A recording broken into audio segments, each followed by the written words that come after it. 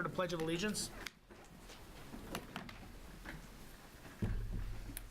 I pledge allegiance to the flag of the United States of America and to the republic for which it stands, one nation, under God, indivisible, with liberty and justice for all.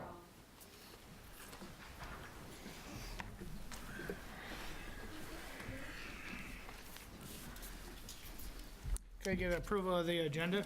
Mr. Mayor, I just have one addition to the agenda, which would be 8B, resolution number 2018-72, decertification of a TIF district, Cornerstone Development. Okay. Unless there's anything else, can I get a motion to approve? So move. I'll second. Okay. All in favor, say aye. Aye. Opposed? Motion carried. Open forum. Would anybody in the public like to speak?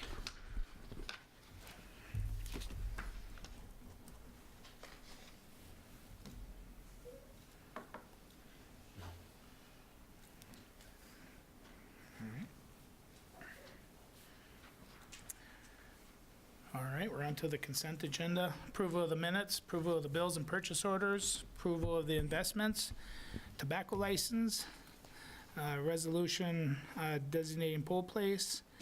And then here, there's a few donation resolutions. Resolution number 2018-61, donation from DGR Engineering for the water tower lights. Resolution number 2018-62, donation from the Melrose Lions for water tower lights. Resolution number 2018-63, donation from an anonymous donor. Resolution number 2018-67, donation from the VFW Post 7050 for the water tower lights. Resolution number 2018-71, a donation from the American Legion for the water tower lights. Mr. Mayor, if I could just touch on that real quick, just for the donations.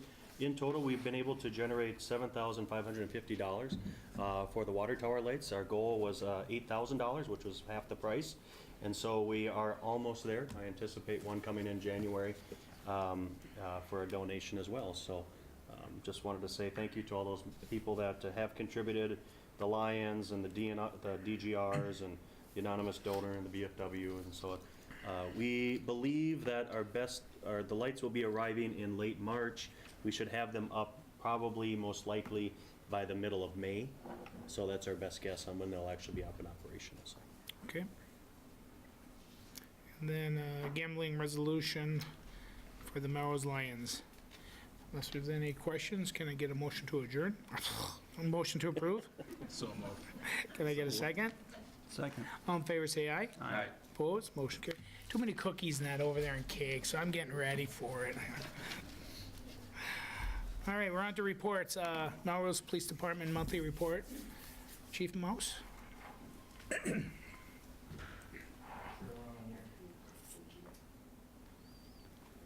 Mr. Mayor, I would have supported your motion to adjourn, Mr. Mayor. For November 2018, monthly statistics for our police department in our traffic area, we had 40 citations issued, 114 verbal warnings, and 43 written warnings. The vast majority of those were related to our winter parking as well as seasonal parking. Most people caught on to things very well. We have had very few issues since then, so we just hope to continue that for winter if the snow starts to fall for us this winter season. 2018, we had 384 calls or requests for service. 2017 was 275, so we're up by 109 there. We ended with ICR 4,813, and last year we were at 3,218, so we're up by almost 1,600 ICRs for the year. 28 agency assists, pretty consistent in that number. Some areas that I would like to address. Last month we had an individual come in with some questions about dogs at his neighbor's place. We did speak with the owner of the dogs. The puppies are there. They are within the time frame allowing to keep puppies, and the adults that they do have on property are under the minimum for any kennel license or anything like that. So we're going to check just to make sure that those puppies are on their way for the winter and they're not outside the ordinance or any of those sorts of things, just to make sure that's all happening. One area that maybe we're a bit behind on, package delivery. Some folks are concerned about packages coming from their house for mail orders and those sorts of things. If you can, work with the folks that you work for or where you work at and see if you can have some of those things delivered there. or try to have someone at your residence or deliver it to someone that maybe is home during daytime hours to collect that package for you, so you don't have to worry about any thefts. Like I said, we haven't had any of those issues here, thankfully, but I know it's been coming up around the county and around the area, so just want people to be ahead of that. Unless there's any further questions in the report. Okay. Then we'll move on to the presentation for Officer Pat Nekanicki. Pat, if you want to come step up here, please. Tonight we'll be honoring Officer Nekanicki with the Medal of Valor. I'll read a brief description on what happened that day and for the reasoning behind all this. These words have not been given out, at least in the time that I've been with the police department, so it's a big thing, as well as they're not just handed out like candy at a parade, so it is a big deal. I'll read through what led up to this being where we are today. On September 13th, 2018, at approximately 10:07 in the morning, Officer Pat Nekanicki was requested by the Sauk Center Police Department to assist with locating a stolen vehicle out of the city of Osakis. There were several reports of a vehicle, a black truck, which matched the description that was the stolen vehicle, driving through yards, striking different things in yards, driving recklessly throughout the city of Sauk Center. The truck was later located inside of a garage that it had driven through the doors of and caused significant damage to that garage space. Officer Nekanicki, along with officers from the Sauk Center Police Department, Stearns County Sheriff's Office, and the Minnesota State Patrol entered the house after talking with the homeowner and learning that no one should be there and that they had permission to go through the house. After searching the main level of the house and making their presence known in the house, the officers were going to go to the upper level to search and clear the remainder of the house. As officers were entering the stairwell, a male shot an arrow from a compound bow down the stairway. An arrow struck a Stearns County deputy in the forearm. A second arrow was fired as well, which did not hurt anybody or strike anybody. Officer Nekanicki, along with another officer, fired their duty weapons at and in the direction of the male subject who had fired the original arrow at the deputy. The male subject was struck at least twice. Officer Nekanicki remained in the house to keep the subject in the house, as well as to maintain the safety of the community. He stayed there until the individual was later arrested and brought to the hospital for their injuries. Officer Nekanicki was shown to be justified in the force he used that day by the Minnesota BCA's investigation. Several charges were filed against the subject who fired the arrow at the officers. Officer Nekanicki showed great courage and poise while being exposed to a dangerous and potentially deadly situation. It is with great pleasure to present Officer Nekanicki with the Medal of Valor for his actions on that day.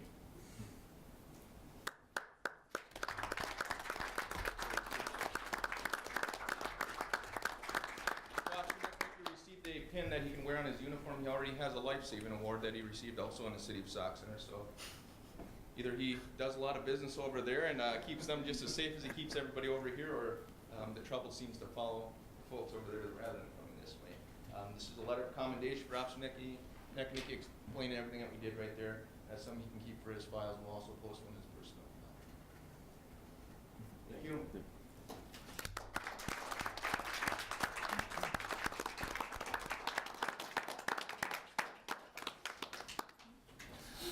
I'd like to take a couple of pictures with you, Pat, sorry.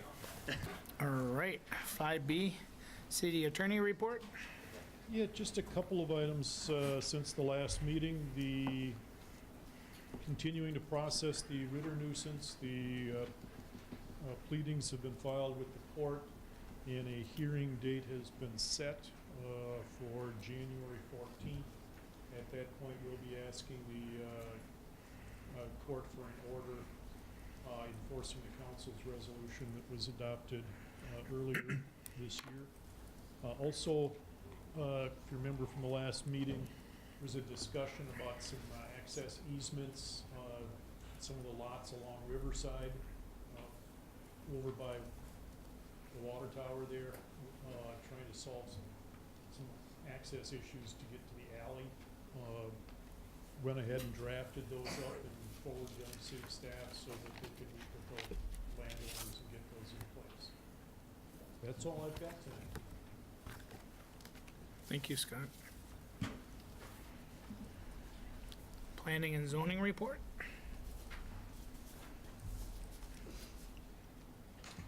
The Planning Commission met on December 3rd. They considered several applications related to Land O'Lakes and Proliant Dairy. The commission recommended approval of a plat creating one new lot internal to the site to allow land ownership transfer between the two entities. That also included a vacation, a variance. The vacation was to allow a portion of the existing easements to be vacated and removed so that they can add a conference room. And the variance allows the lots to not quite meet the standards, but still be allowed, which in this case is reasonable given the internal nature of the project. There are also some ordinance amendments, the C2 conditional use permit ordinance, removing the headlight screening requirement for outdoor sales.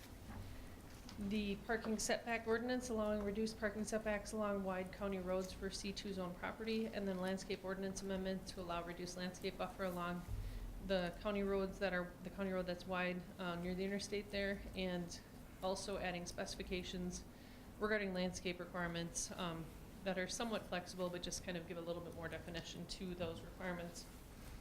And also they reviewed and recommended approval of the streets capital improvement plan.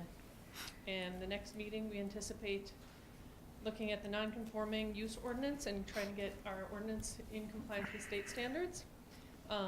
Finishing the subdivision ordinance, which some students helped us from the College of St. Benedict's and St. John's University in getting the ordinance updated regarding that. And then we're gonna wrap up the craft lot comp plan amendment that we already did the rezoning for. It's been a slow time of year for building permits. Burger King is nearing completion. I think they're just a few weeks out, and that's all I have. All right, thank you, Lisa.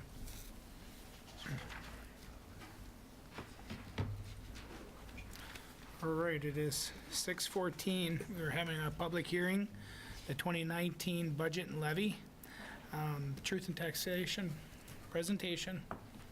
Good evening.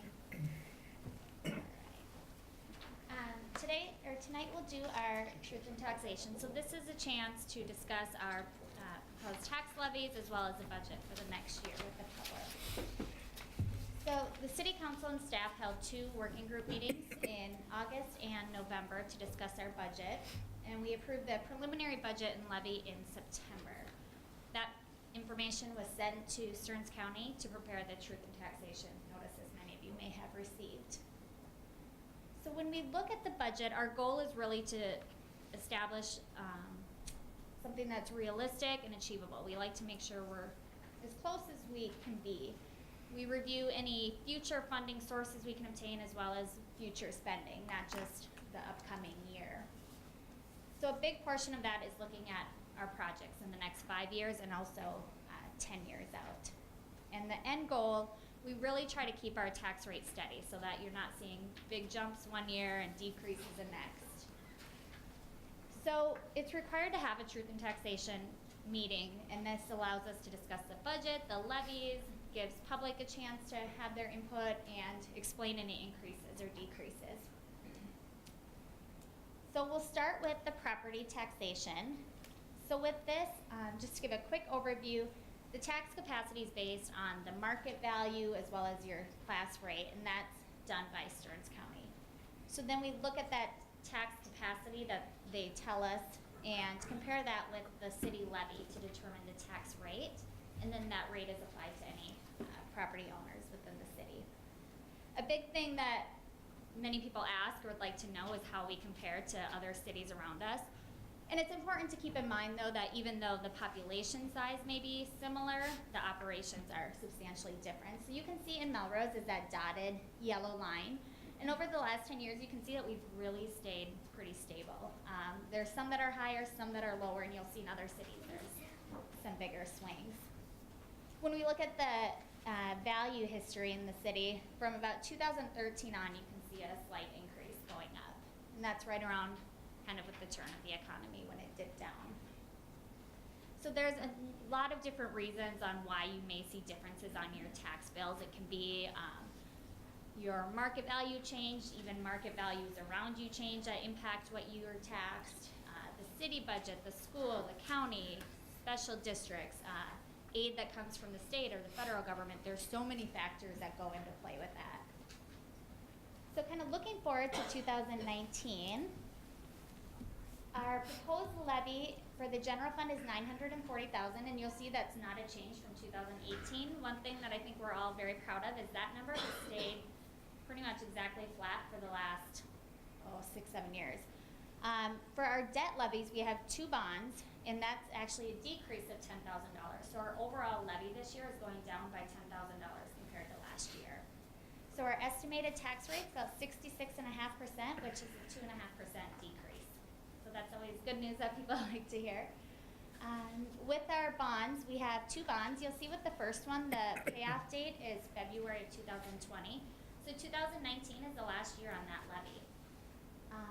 Another interesting thing to note, the utilities, we did have 1 bond with the wastewater, and that was paid off in 2018 also. So going forward after that 2020 payment, the city will only hold 1 bond, which is really remarkable for a city of our size. So looking at the tax levy, on the top you can see the levy has been increasing, and that's all been attributed to the debt structure to pay off the bonds. And then you'll see the last year we do have that decrease for 19. And when you look at the tax rate though, although the levy amount has been going up, over the last 5 years the tax rate applied to has gone down, and that's just because of market value increases. So looking towards the budget for general fund, for the revenues, the property taxes, like I said, are staying the same. Our state aid, the 4th item down, about $837,000, that's staying really consistent from the state of Minnesota.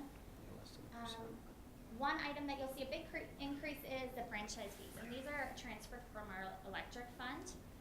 And so there's going to be a big increase next year with a large commercial plant that's going on, and that will increase the revenues to the general fund.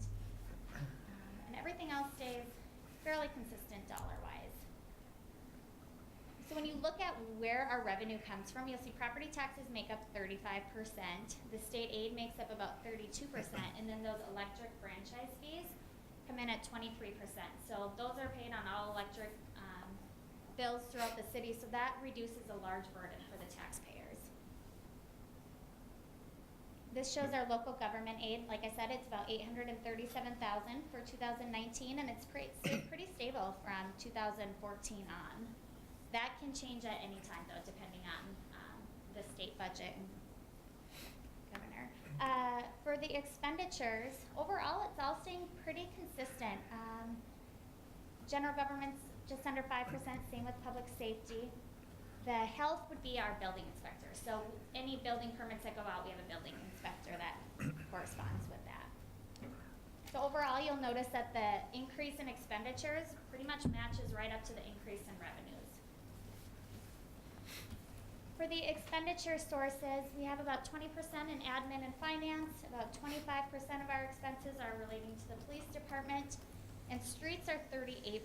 So that looks really large, but one thing to keep in mind is this also includes transfers. So we set aside funds every year that we transfer to our capital project fund to try to save up for future expenses. So the street department, as you can imagine, they have some pretty expensive projects with all those street work, so the transfers have increased this year to set aside money for that. Quick look at our other governmental funds. Capital improvements, as I just mentioned, we're anticipating just over $1 million in capital expenses next year. So it's not quite matching up with the revenues, but we have funds saved, so that dips every year, raises. The ambulance fund is budgeted to be healthy, same with the fire department fund. We have a number of tax increment financing districts, and then we have our 2 bond funds. For utility, we have 3 utility funds. This does not impact your tax rate, but it just is a picture of the overall city. Our water fund, you can kind of see on the first 3 columns. The green is 2018, the darker green is 2019. The revenue looks pretty consistent. The expenses are also in line. There's not much planned for capital. For sewer, there's a slight increase due to wastewater rate increases. And you'll also note that that plays into the capital. There's about $1,168,000 planned for wastewater treatment facility updates. Electric is noticing the biggest change in that, like I said, the revenues are going way up as well as the expenses, and that's primarily due to a new development that's happened. So the cost for our electric services is also made up then by the revenue. The electric capital has decreased quite a bit. In 2018, we did a large east substation expansion as well as some distribution meters. So just looking to slow down a little bit for 2019.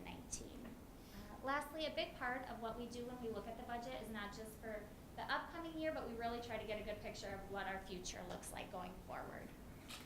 So to look at kind of where we are for our tax levy, if we were to assume that the tax capacity of the city, our market value would increase about 3% every year, and assuming we then raise the levy about another 3% to correspond, you can see the 66.51% tax rate for 2019.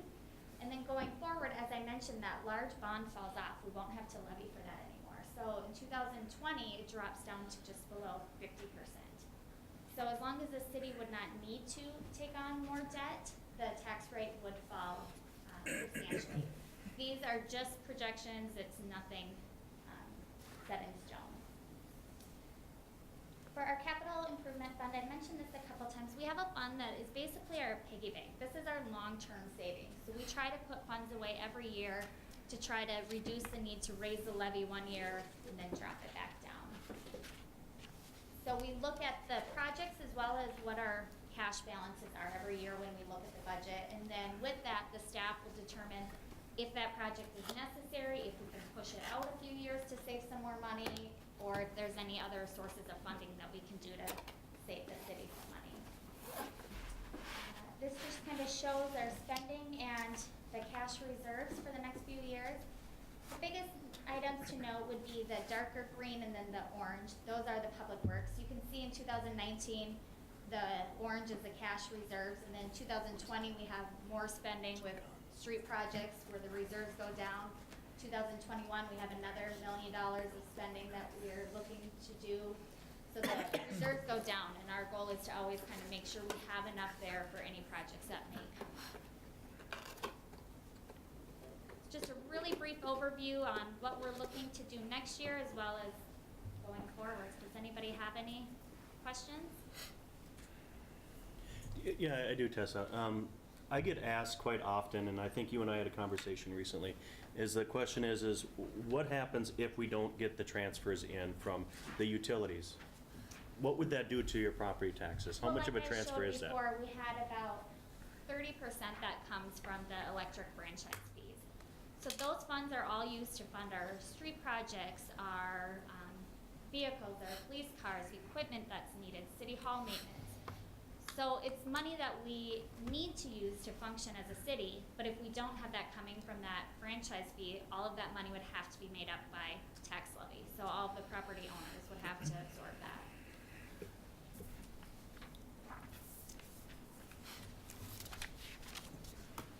All right. Anybody else have any questions? So then we're just looking for the council to take action on the resolution to approve the 2019 tax levy as well as the budget and 5-year plan.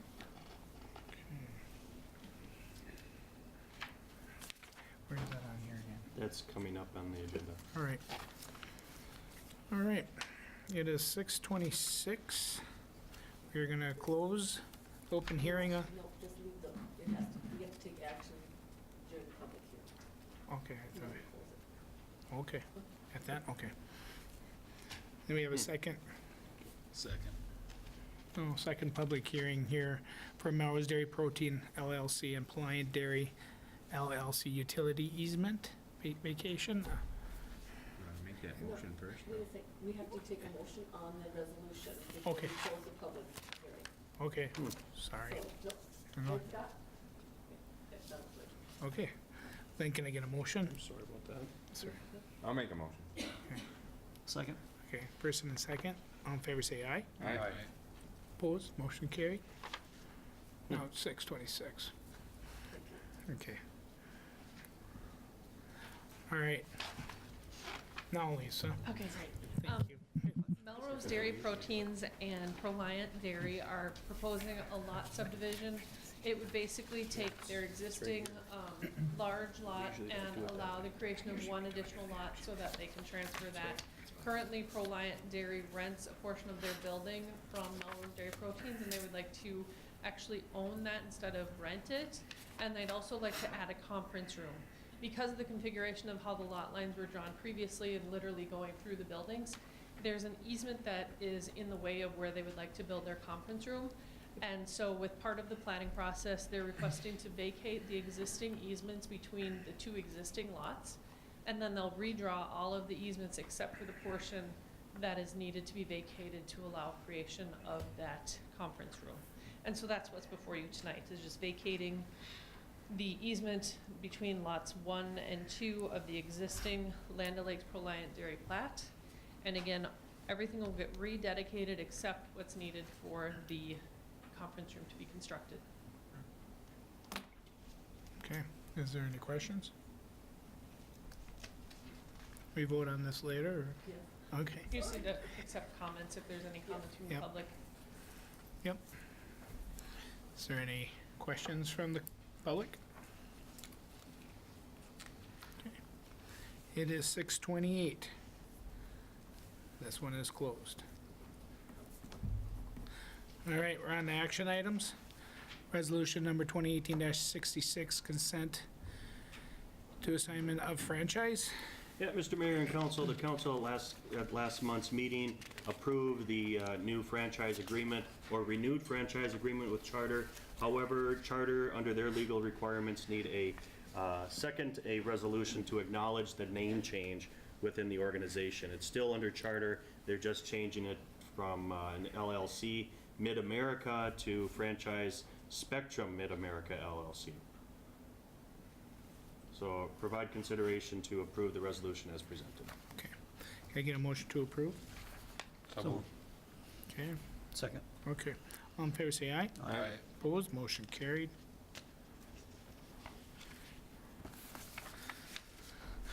All right.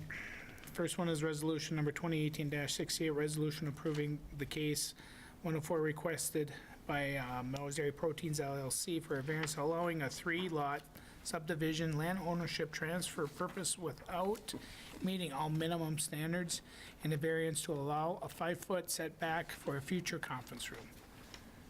Is there any questions or? Thank you. The applicants have requested variance to allow the lot subdivision, as I mentioned. The primary reason for the variance is that lots 2 and 3 have no road frontage, although one of the lots previously existed without road frontage, so it's not seen to be any issue. We've had no concerns brought up either during the public hearing or by any neighbors at all. Also, the variance includes that lot 3 will not meet the building coverage surface maximums, because literally it's pretty much just covering the existing building that's changing ownership. And then variance 3 is the setback variances, although there's existing 0-foot setbacks, and at the maximum they would have would be a 5-foot setback for the new conference room area. So it's an improvement from what's currently in place. Okay. Staff does recommend approval. Can I get a motion to approve? So moved. Can I get a second? Second. All in favor, say aye. Aye. Opposed, motion carried. Resolution number 2018-69, resolution vacating a drainage and utility easement upon the petition by the landowner. Can I get a motion to approve? So moved. Can I get a second? Second. All in favor, say aye. Aye. Opposed, motion carried. Resolution number 2018-70, resolution approving case and the other case preliminary and final plat of the Land O'Lakes Pliant Dairy Subdivision. As pre- Oh, go ahead. As previously mentioned, this is a 3-lot subdivision of 78.48 acres. We've kind of talked about it briefly already, unless there's questions. Okay. Can I get a motion to approve? So move. Can I get a second? Second. Okay, first and a second. All in favor, say aye. Aye. Opposed? Motion carried. Ordinance number 1213, 2018-1. I'll let, Lisa, are you in charge of this one? Yep. Okay. I kind of talked briefly about this previously. We've got a couple of different ordinance amendments. The first is section 222, C2 Highway Commercial. We noticed that there was some duplication between two different categories, so we kind of combined the two, and incorporated also the requested modification to remove the requirement for headlight screening. And so that is the first two sections that are proposed as amendments. The third section, which is section 501, deals with off-street parking requirements. And we just clarified some of the landscape parking setback requirements because it was a little bit unclear just the way that they were worded previously, but the result has not changed. It's the same requirement. And then also clarified the setback so that in the C2 highway commercial zoning district, when abutting a minor arterial road of at least 100 feet in width, when there's also an 8-foot grassy area within the right-of-way, that would meet the landscape buffer intent, and a landscape buffer would not be required. This primarily affects the Mexican restaurant, Arsa Auto, I believe the bank would probably also be affected, and Melrose One Stop. It's primarily those businesses that would be affected by that. And then section 4 is the landscape screening ordinance. Since we were making some changes and staff knew of some need for some modifications, we've had requests as businesses have come into town, like Casey's and such. They really wanted a little more definition to what the city wanted to see for landscape requirements. And so we put some of those requirements from other communities into our ordinance. We try to keep it somewhat flexible. Also, we move some of the language around within the ordinance so it's easier to kind of understand what's applicable and what's required. Reads a little easier and it's easier to follow what's required. A lot of the requirements were already in the ordinance and we just kind of moved them around. But we did add some requirements. For instance, single-family lots that are in a new subdivision would be required to have 2 trees, one in the front yard. Some just basic requirements like that. We also added screening of mechanical equipment for privately owned mechanical equipment, and also screening of trash recycling areas, which we've kind of basically done. We just didn't have an ordinance that told us that. We just, like, especially on conditional use permits, have been requiring that. Are there any questions? Okay. Have any questions? Well, I had some reservations about it at walking out of planning zone meeting. I felt a little bit like we're turning the screws a little tighter on anybody interested in developing. But reading through it again and understanding it a little better, it's not that onerous. It's fairly pliable, or whatever you will. So I'm good with it. So. Thank you. Very good. The first motion will be adopting the ordinance, and then the second one will be the summary. So can I get a motion to adopt ordinance? So move. Can I get a second? Second. Okay, all in favor say aye. Aye. Opposed? Motion carried. And the council to give consideration approving the official title summary of the ordinance. Can I get a motion to approve? So moved. Can I get a second? Second. All in favor say aye. Aye. Opposed? Motion carried. All right. Ordinance number 2018-2, an ordinance summarizing and reaffirming fees and city license permits and services, establishing a schedule of fines, provide review, modifications, and amendments. Is there any questions?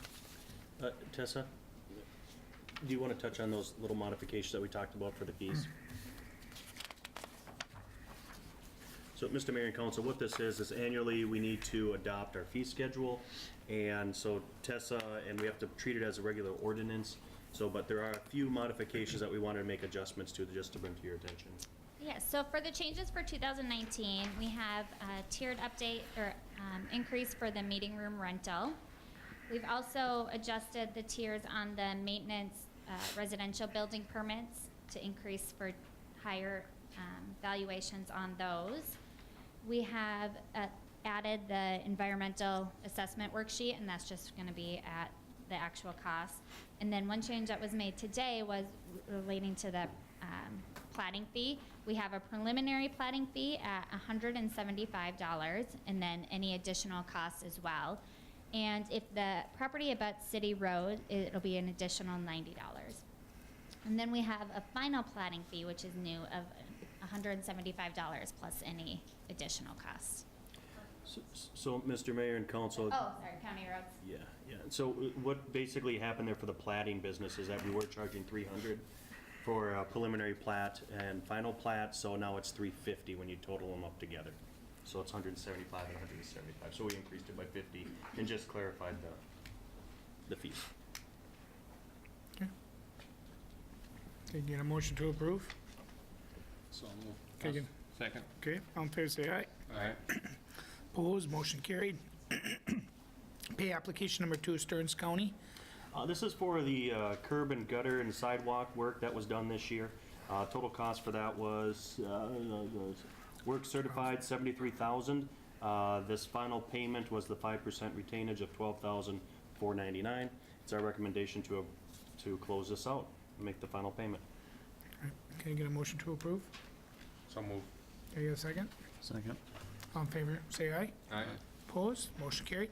TriCap Bus Service Agreement. Hello.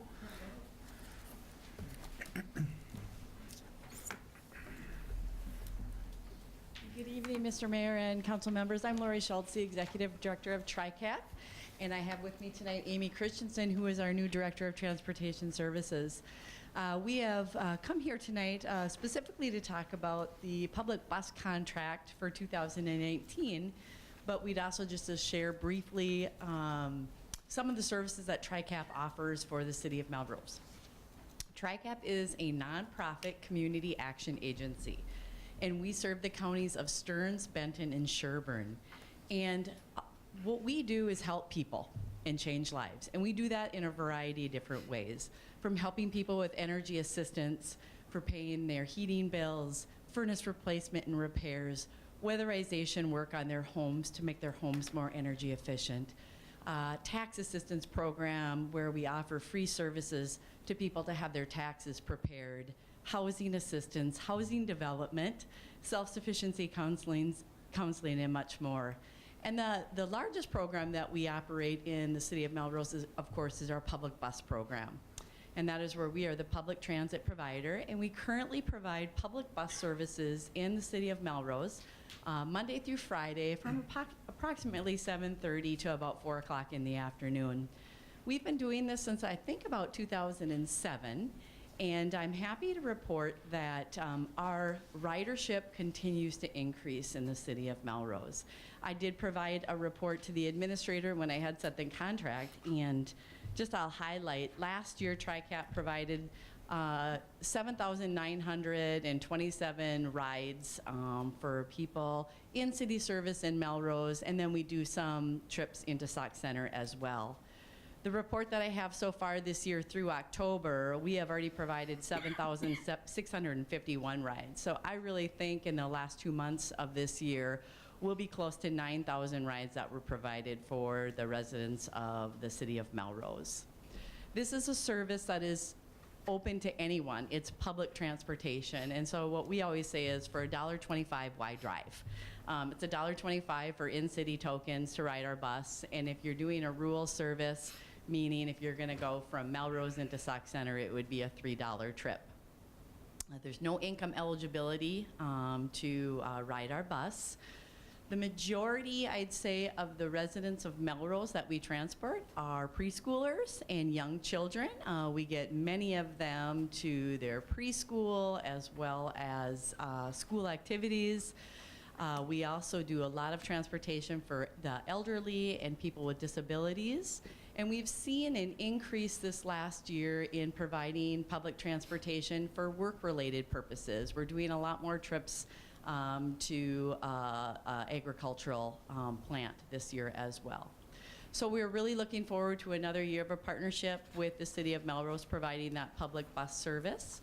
And we are asking to do another contract this year to help support the public bus program.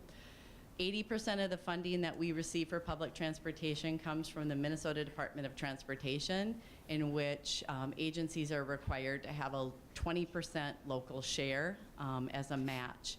And with partnerships such as the city of Melrose, that helps TriCap meet that local match. Do you have any questions? I would like to say, my wife does work as a preschool teacher over at St. Mary's, and it is a huge benefit for the parents not having to take off of work every day to pick up their children, which I think is a benefit to our community and to the people, and for the kids. I know the kids, my wife says, just love the bus drivers. They have a good time and feel very safe and very confident in your service. I appreciate all TRICAP does for Melrose. So. Thank you. We really pride ourselves, Mr. Mayor. Our bus drivers are more than just bus drivers. They truly are. They are responsible for keeping our passengers safe and sound, but they also build relationships with all of our passengers. It's not uncommon for our bus drivers to know more about their personal situations, and we come across with a holistic approach. And so we may have a rider, and that bus driver may say, hey, have you applied for energy assistance? Because TRICAP has a program that can help you pay your heating bills, and we get them connected in many different ways, and so we're really proud of that. That's good. That's good. Does anybody have any questions? All right. Sounds good. Mr. Thank Mayor you. and Council, I'd recommend to approve and renew the contract for 2019 as presented. All right. Can I get a motion to approve? I'll make that motion. Can I get a second? Second. All in favor, say aye. Aye. Opposed? Motion carried. Police sergeant position. Good evening, Mr. Mayor and the council. On your packet, you have request for consideration to reopen the sergeant's position. The position was available up through 2014 until I was promoted to the chief of police position. At that time, we were moving with 4 officers. We have been brought back up to 5 officers. We did not replace the position when I was promoted, as I was able to handle those duties that came along with a smaller department. Now that we've grown back into our full capacity, some assistance is needed, and it's just better overall running the department when there's a second supervisor available and someone that can carry on with any policy issues or carry on with anything that needs to be done in my absence. So we did have a conversation at the budget meeting earlier this year. Looked as though the council was supportive of funding the position for the additional wage increase. So it is my hope that you take consideration to move forward with allowing us to post internally for the position. We do an application and interview process for any of the officers that would be able to apply, meet the minimum requirements, and then we would present the name to the council, if we're lucky enough, by January, if not February council meeting. Okay. All right. Is there any questions? All right. Can I get a motion to approve, please? So move. Can I get a second? Second. All in favor, say aye. Aye. Opposed? Motion carried. Thank you, Chief. 2019 street project engineering proposal. Mr. Mike?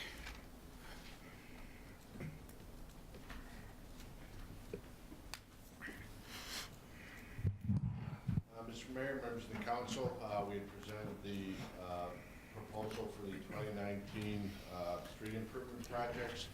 I do have to apologize, I did have a typo in there. I started to look at these projects as 2 different projects, the 5th Avenue South and then the downtown projects. At the end, I combined them together. However, I did not do a very good job of proofing before I PDF. So the numbers at the bottom of the project were correct. But anyhow, just to recap the projects a little bit, we're looking at Turkey Lane from 2nd Avenue to about 100 feet east of 3rd Avenue, 3rd Avenue from Turkey Lane to Main Street, 4th Avenue from Turkey Lane to Main Street, and then there are 4 alley segments in the downtown area, both 2 north and south segments and then 2 east and west segments. The estimated project cost for construction for these projects is approximately $422,000.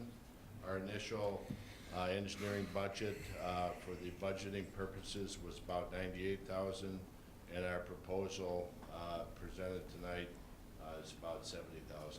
So looking at the schedule, if the council approves moving forward tonight, we would present a pavement design to the city council at the January meeting. We would present the 50% set of plans at the February meeting.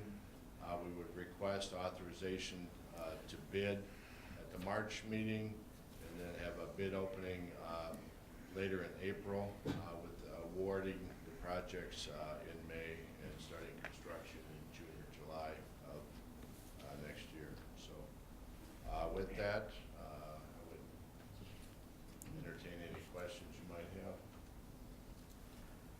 have. As far as Turkey Lane goes, do we have some indication of Genio's use of Turkey Lane going forward? Yeah, And what kind of construction we need to? Mr. Mayor and Council, yeah, so thank you, Lisa. What's going on there is that this design does not address anything that would potentially impact the Genio Turkey site. So we've actually pulled back the distance of the improvements, so it is not touching that section in which Genio is at. Okay. And we are in active conversations with Genio Turkey, that if they are able to provide us information in regards to how they're gonna modify their existing facility, we'll then be able to address that. But realistically, and Gary, and please correct me if I'm wrong, that would most likely be a 2020 project if we were to do anything in that immediate area. Yeah. So, and that's right where the trucks turn in, right over there. Yeah, and I guess, being that that won't be a kill plant any longer, that we probably won't have the truck traffic that we have on Turkey Lane now. But I'm still kind of curious what the truck traffic will be and what kind of road construction we need, what class road it needs to be. Mike, do you want to just touch on the type of improvements that we're talking about doing there? Well, particularly on Turkey Lane, I mean, we would be providing a 10-ton roadway. That will vary somewhat in depth based on the number of trucks that we anticipate. However, in pavement design, there is a pretty wide range of truck traffic in a 20-year design period. We did the pavement cores on that section back in, I think, 2007. There was 5 inches of bituminous and 7 inches of Class 5 aggregate base. So we would be looking at reclaiming that entire 12 inches, probably excavating 4 to 5 inches of subgrade material out, putting that gravel and recycled bituminous back in, and then probably paving with 5 to 6 inches of bituminous. So we haven't done the full pavement design yet, but certainly it would be a 10-ton roadway. And, you know, depending on the traffic volumes, that may vary by half an inch of bituminous or maybe up to an inch. Mr. Mayor and Council, one of the things that we've talked about with this is there's a little minor sidewalk project included in this. And this will be a conversation at a future meeting in regards to how you want to assess that, or if you want to include that as a public safety improvement. So that'll be a decision point for you at a coming meeting once we move forward on this design. Yeah, and then Fifth Avenue would most likely be more of a full reconstruct on that. I mean, it's pretty narrow right now. I think we need to do some grading work out there. And then also, there really is no turnaround for the buses and/or snow plows down at the very south end. So Gary and I have looked at it. We previously discussed a full cul-de-sac. We don't believe that there's room for that, so we're looking at maybe just doing more of a driveway approach into the east direction, away from the homes, so that both the school bus and the plows could turn around and come back out. So. Okay. All right, can I get a motion to approve, though? So moved. Can I get a second? Second. All in favor, say aye. Aye. Opposed, motion carried. Mr. Mayor, along the same thread there, Gary Mittendorf and I are working on the sidewalk on County Road 65 project. We've asked for Mike to help us with a little bit of the design work on that because of the ADA standards and the sloping and the retaining wall. So Gary and I are being very cautious about moving that forward to make sure that it's done correctly and within those standards, and also within the guidance of limited and doing it in-house as much as possible. So I just wanted to acknowledge that we're working with Mike on that to come up with some type of costs for them to help us if we want to move forward or try to continue it on our own. So. Yeah, and I did look at that today. I had a price in my mind this morning. Since I came out and looked at it this afternoon, went out with Gary and looked at it. More of the work is done than what I had originally thought this morning. So I don't have a number for you tonight, but we certainly will at the next council. Sounds good. We're on to old business, almost done. Park equipment, zip line. Who would like to talk? Sure, I can touch on this one here. The city council, as well as the Parks Board, has approved the zip line for construction in 2019. However, to acquire the actual physical equipment, we need to do it in 2018 to save on cost. So we are just recommending to the city council to acquire the asset this year, and then next year in 2019, we'll acquire all of the associated fall material and construction material. Total cost for the zip line and everything final concluded is estimated at $30,000, and that should be up and running and operational no later than Riverfest this coming year. Okay. Just out of curiosity, zip lines are inherently potentially dangerous. Does this, I'm assuming that there's no insurance impact to having a zip line in the park? That's correct. We had conversations with the League of Minnesota Cities. Any type of parks equipment such as this has inherent fall coverage, and so this would be covered under our traditional League of Minnesota Cities insurance. And I will be the first one on the zip line to make sure that it is safe. I won't push you off, Tony. No, it's a very legitimate question, though. That's there are also new standards too. The way Gary has to build this thing, it has to have wood chips versus sand, because you can no longer use sand as fall area. So there's all these different rules that are constantly changing. You also need to have handicap accessibility to it, which is very valid, and so that'll be also included in this. It'll be built, Gary, it's right to the east of the existing playground. Yeah. And this is the 100-foot, right? Okay. So it'll be pretty nice when it's all up and down. All right. Can I get a motion to approve? I'll move. Okay. Can I get a second? Second. All right. All in favor, say aye. Aye. Opposed? Motion carried. Resolution number 2018-72, resolution decertifying tax increment financing district number 8-1, Cornerstone Development. Yes, so we received the December settlement, and the Cornerstone TIF district has reached its full balance to be distributed to them. With the decertification, we would have a remaining $5,680.38 left in the fund, so that would be sent back to the county to then be redistributed. Okay. All right. Can I get a motion to decertify it? So move. I'll second. Okay. All in favor, say aye. Aye. Opposed?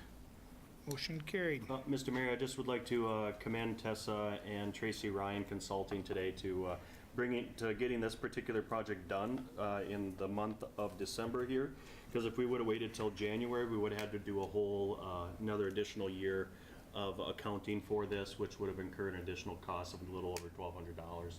So by jumping through some hoops over the past 2 days, they're able to get this done and save some money. So Thank you, Tessa. All right. We're on to new business. Copier lease? Yes, we have reached our renewal period for our copiers. We currently have 2 different copiers in the admin department. We're looking to go down to 1 and just having it a little bit faster, and that would allow the city to save money. With that, then we would move our color copier down to the police department and the police department copier to the public works department. Those are all purchased, so we own those. We would be getting 1 new leased copier. We also reviewed quotes with another vendor. With Marco in removing the 1 copier we have and going to just 1 with their maintenance of all 4 of those, we would be saving $120 a month versus our current bills. Like I said, we reviewed with 1 other contractor or leaser, and theirs was just slightly lower. However, they don't service Hanukkah copiers, which is what we had. So the ones that we would be moving down to the police department and public works, they would not be able to service. They would be able to get us replacement ones, but we know the machines we have now are functioning really well and don't require maintenance. So with taking on previously leased copiers, I'm a little hesitant to know the status of those. We've also received word that we would have a technology assessment thrown in for free. So when we looked at the two vendors and being able to keep our own machines, we recommend moving forward with Marco and renewing our lease. Are we going forward with the technology assessment? $3,500 value. Yeah, that's, that might be a slippery slope. Just, Oh, really? well, there's going to be a lot of stuff they find and recommend fixing. I'm just putting that out there right now, because yeah. So anyway, just be prepared for some large numbers that they say we should be doing, so. Do you think you would want to help out? I'd gladly take a look at it, yeah, Perfect. Thanks. sure. Appreciate it. All right. Can I get a motion to approve? Oh my God, what's wrong with it? Okay, can I get a second? I'll second. Okay. All in favor, say aye. Aye. Opposed, motion carried. Informational items, 2019 Board, Committee, and Commissioners application, Utility Commission meeting minutes, schools, conferences, charters, communication correspondence. Oh, there's actually one here right before presentation. We were gonna sing happy birthday to Patty. It's her birthday today. No, that's okay, we can just. No, we'll sing it. All right. No, just happy birthday's good enough. Let's do it. It's small town, yeah. Happy birthday to you. Happy birthday to you. Happy birthday, dear Patty. Happy birthday to you. Oh, she's doing.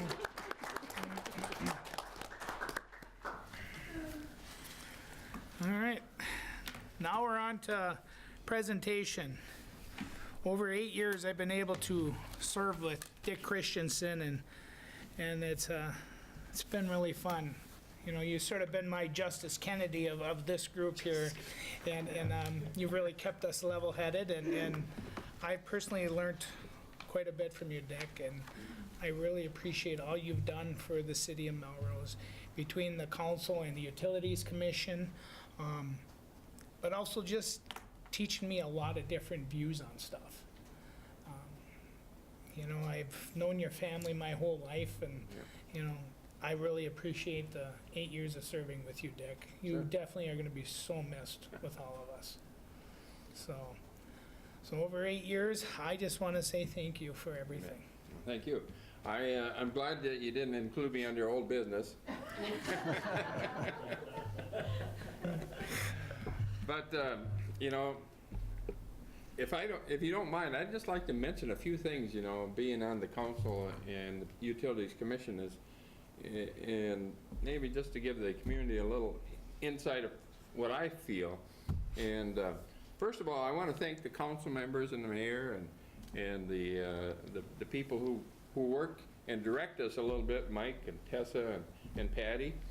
And I just want to express my gratitude to the city for allowing me to serve on the council. It's been a rewarding occasion, or terms, I should say, in the fact that I've been able to see the town grow and be part of some of the big developments that have taken place with the new hospital and Genio Foods and Proliant and Carson's Industry and Casey's and so forth. Boy, it's really been rewarding, you know. And so I appreciate that, to be a part of that. And then also I want to mention to the public, the citizens, you know, we are here to represent the citizens, and everybody is doing our best to represent the city, the citizens, I should say, and to promote Melrose and do the best we can for the city. And along with the council and the various committees, it's also the employees, you know. You don't see that when you're a citizen, you don't pay attention to it, but when you're on the council, you realize that everybody in this community, in the city's employment agencies and utilities, the police, the fire department, the ambulance, everybody is very dedicated to the city. And, you know, again, you don't see that from the outside, but when you're up here, you realize that how dedicated these people are to making sure that they are doing their best for the community. So I wanted to express that so that as a representative of the community, you're getting your money's worth when the people in this town are working for you. So I wanted to say that. So thank you to the working people of the city as well as the community and the citizens. Thank you. And the mayor.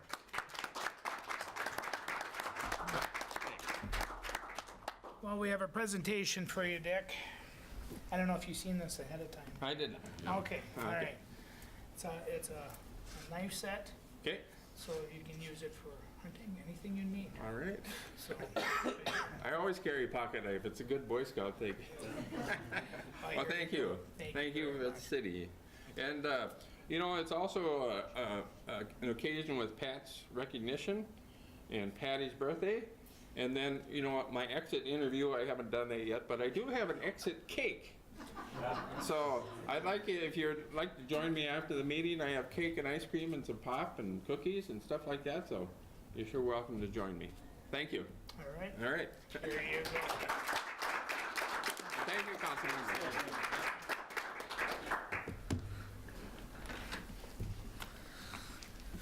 All right, let's see here. If there's nothing else, Dick, do you want to make a motion to adjourn? Acting mayor, can I be acting mayor? Yes, you can.